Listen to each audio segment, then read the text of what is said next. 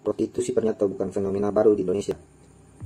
Bisnis jual beli jasa seks sebenarnya telah ada di Indonesia sejak zaman kolonial. Menurut makalah hasil riset Terence H. Hall, Professor Emeriti dari Australian National University yang telah dipublikasikan di jurnal Motion pada 2017, cikal bakal komersialisasi seks di Indonesia dimulai pada tahun 1852 saat pemerintah Belanda di Indonesia melegalisasi prostitusi. Selain dilegalkan, kala itu prostitusi juga diatur secara ketat dengan tujuan mencegah konsekuensi bahayanya yang muncul akibat prostitusi. Pada saat itu, wanita-wanita yang menjadi pekerja seks komersial atau disingkat PSK mendapat julukan sebagai public woman atau wanita publik. Public woman diawasi secara ketat oleh kepolisian, dan wanita-wanita yang menjalani profesi ini akan didata. Mereka diwajibkan menjalani pemeriksaan kesehatan untuk mencegah penyakit menular seperti sifilis. Wanita yang ketahuan memiliki penyakit akan dicabut izinnya, kemudian diisolasi dalam sebuah institusi yang disebut waiting for the public trial.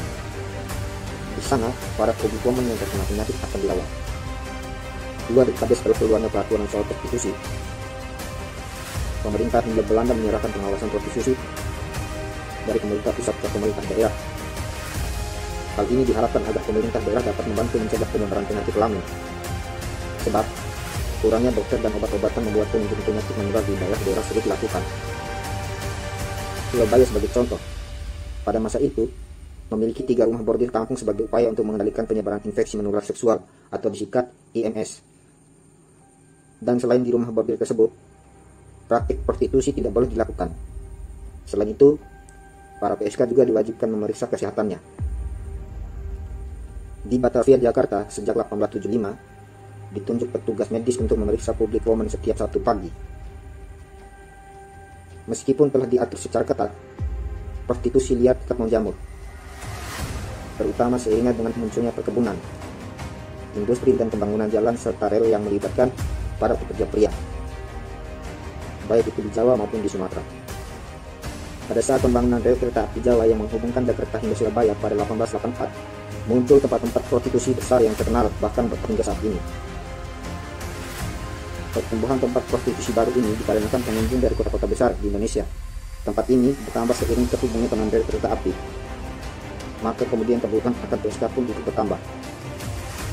Beberapa tempat prostitusi muncul pada saat itu di lokasi-lokasi yang dekat dengan stasiun kereta api, seperti Kebun Jeruk, Kebun Tangkil, Utamana, dan Saritem di Bandung, Pasar Kembang disingkat Sarkem di Yogyakarta, dan tempat prostitusi dekat stasiun Sumut di Surabaya. Lepas dari penjajahan Belanda, Indonesia beralih dikuasai Jepang, maka kemudian mulailah kebijakan seks yang dilakukan tentara Jepang terhadap wanita-wanita Indonesia. Wanita-wanita yang sebelumnya sudah menjadi PSK dikumpulkan dan kesehatan mereka dicek. Mereka semua kemudian disebar ke berbagai rumah bordir untuk menghibur tentara Jepang. Bukan hanya wanita pribumi, wanita-wanita Belanda, serta wanita dari Singapura, Malaysia, dan Hong Kong pun dipaksa datang ke Jawa untuk menjadi konsum woman atau Jugun Ainfu dalam bahasa Jepang.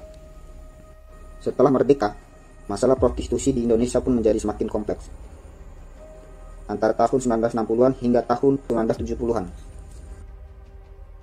Urbanisasi marak terjadi bukan hanya pria, wanita pun banyak yang ikut pindah ke kota-kota besar.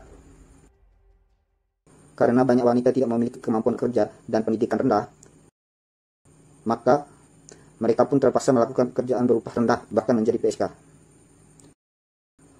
Jual beli jasa seks pun tidak lagi dilakukan di rumah bordir.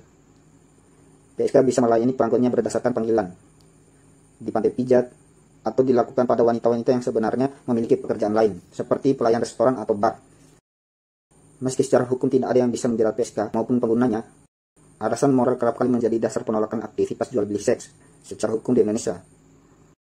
Hanya mucikarilah yang bisa dijerat hukum dalam persoalan prostitusi.